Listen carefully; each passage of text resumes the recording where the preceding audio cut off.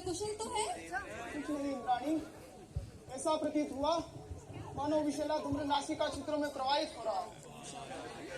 अप्सरा, जी देवी, जाओ जाकर देख कर आओ, इस प्राण नाशक धूम्र का स्रोत क्या है? मैं अभी जाती हूँ। देवराज, सृष्टि में ये किस प्रकार का असंतुलन हुआ है जिसका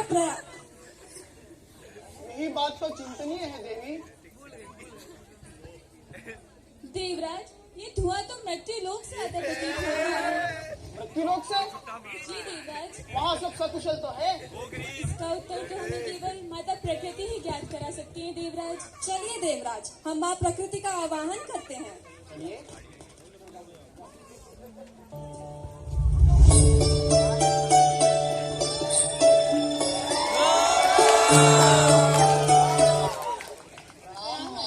प्रणाम देवराज।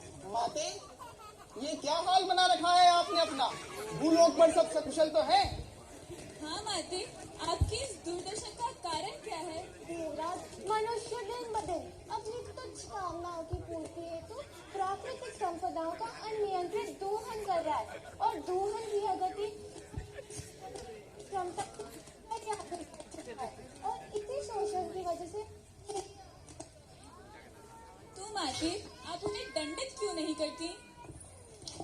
धन देने का कार्य तो यमदेव का है। तो माता है ना, नेत्र करें तो पालन, पोषण और सृजन है। पूत सब कुछ हो सकता है, लेकिन माता कभी प्रोमाता नहीं हो सकती पृथ्वी। तो माते, क्या मनुष्य को इस कारण स्वयं के ऊपर हो रहे दुष्प्रभावों का पूर्वाभास नहीं है? पूर्वक नहीं दिख रहा। मनुष्य ने अपने इन्हीं फलों की वजह से भूलोक को स्वतः नर्क समान बना दिया है। भूलोक को नर्क समान बना दिया है, अर्थात भूलोक पर यमदेव का प्रभाव अब इतना कम हो गया है कि मनुष्यों को स्वयं का ही एक नर्क निर्मित करना पड़ रहा है। इसका उत्तर तो स्वयं यमराज ही दे सकते हैं देवराज। यमराज, यमदेव प्रकट हो।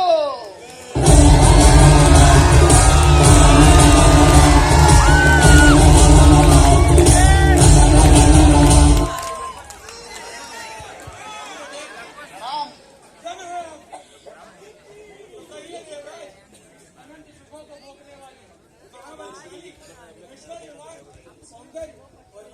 परिपूर्ण वैभव के चरम पर आसीन देवताओं के श्लोक पे मुझ काल के गाल का आह्वान क्यों किया गया? यमदेव, वहाँ प्रकृति के अनुसार यह ज्ञात हुआ है कि भूलोक पर मनुष्यों ने स्वयं का ही एक नर्क निर्मित कर लिया है। तो क्या भूलोक पर यमदेव आपका प्रभाव इतना कम हो गया है? प्रभाव कम हो चुका है देवराज। जितना भार इस समय यमलोक के ऊपर है, उतना भार इंद्रलोक के किसी अन्य विभाग पर नहीं होगा। ऐसा क्यों यमदेव? देवराज, मनुष्य अपने तुच्छ और निकृष्ट कामनाओं की पूर्ति हेतु अंधाधुंध पेड़ों की कटाई कर रहा है। पेड़ों की कटाई कर रहा है, नदी, तालाबों और झीलों में अपशिष्ट पदार्थों का विसर्जन कर रहा है, साथ ही साथ प्लास्टिक और पॉलीथीन का भी अनियंत्रित इस्तेमाल कर रहा है देवराज। नहीं नहीं नहीं नहीं नहीं यमदेव, परमात्मा की सर्वश्रेष्ठ कृति मनुष्य इतना दुष्ट और निकृष्ट नहीं हो सकता यमदेव।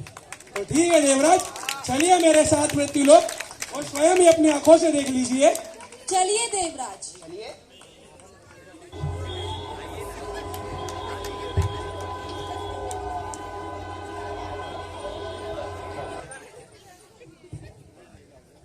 कहा मेरे माया, मेरी तो जान ही निकल गई।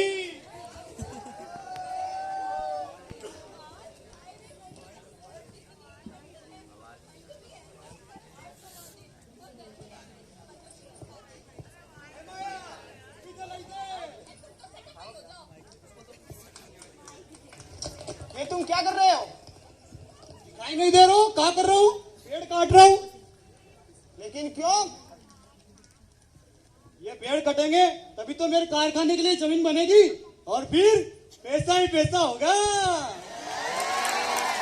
लेकिन क्या इस वृक्ष पे पल रहे पशु पक्षी और संपूर्ण जंगल में रह रहे वन्य जीवों की तुम्हें चिंता नहीं है? अरे चलिए हटिए, काम करने दीजिए मैं अपना। आ जाते जाने कहाँ से नौटंकी वाले।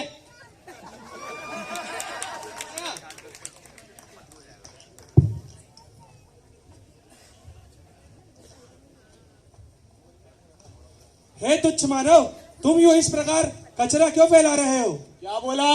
कचरा फैलाने से तुम्हारा क्या औचित्य है? तो मेरे को क्या?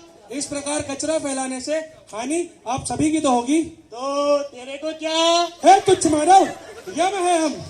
अगर हम चाहें तो अभी खड़े खड़े तुम्हारे शरीर से तुम्हारे प्राण खींच सकते हैं, मगर हम ऐसा बिल्कुल नहीं करेंगे, क्योंकि ये माता प्रकृति के नियमों के विरुद्ध होगा।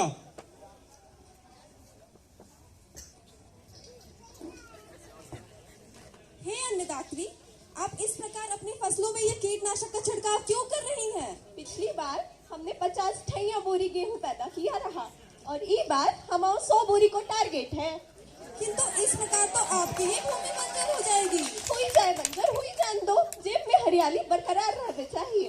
तो देख लिया देवराज आपने अपनी आंखों से कि भगवान की बनाई हुई सर्वश्रेष्ठ कृति मनुष्य को। हाँ देवराज, देखें किस तरह के मनुष्य पथभ्रष्ट हो चुके हैं और मेरे प्रति इनकी क्रूरता चरम पर पहुंच चुकी है। तो अब इसका क्या निराकरण है देवराज? देवी, मनुष्य की ये क्रूरता मुझसे देखी नहीं जाती और माँ प्रकृति की ये दशा देखकर तो मेरा हृदय व्याकुल हो उठा है। इस समस्या का निराकरण तो अब सृष्टि के कण कण में व्याप्त, जग में सर्वोत्तम, मर्यादा पुरुषोत्तम भगवान श्री राम ही कर सकते हैं। और अभी अभी ज्ञात हुआ है कि भगवान श्री राम भूलोक पर अयोध्या में निवास करने भी आए हैं। अति उत्तम देवराज, तो चलिए हम सब मिलकर प्रभु श्री राम का आह्वान करते हैं। ये जय Shri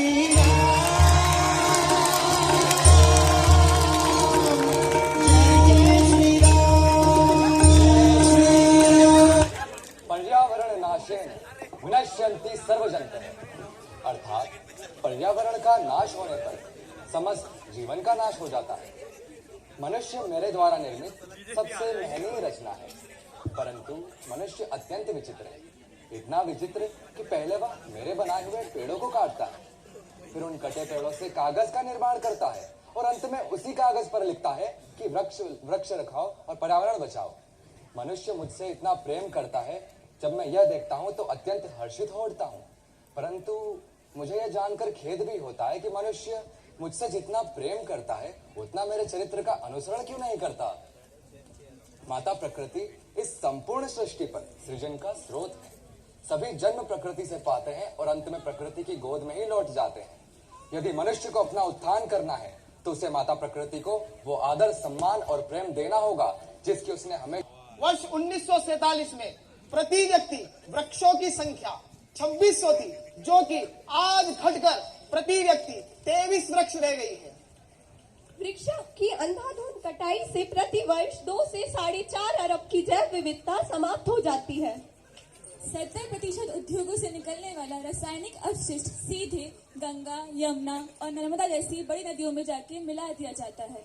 Indian institute of soil and water conservation यानी भारतीय मृदा एवं जल संरक्षण संस्था के अनुसार भूजल में 73 प्रकार के रासायनिक उर्वरक एवं कीटनाशक पाए जाते हैं, जिसका प्रयोग हम पीने के लिए भी करते हैं।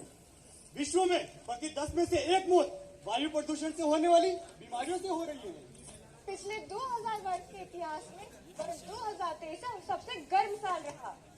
आईपीसीसी यानी inter governmental panel for climate change की रिपोर्ट के अनुसार यदि इस बढ़ते हुए तापमान को जल्द नियंत्रित नहीं किया गया तो आने वाले इस दशक में भारत के 12 शहर जल समाधि ले लेंगे, जिसमें मुंबई, चेन्नई और विशाखापट्टनम से शहर भी शामिल हैं। अगर इस बढ़ते हुए प्रदूषण को कम नहीं किया गया तो सन 2050 तक प्रदूषण से होने वाली मृत्यु में भारत विश्व में प्रथम स्थान पर होगा।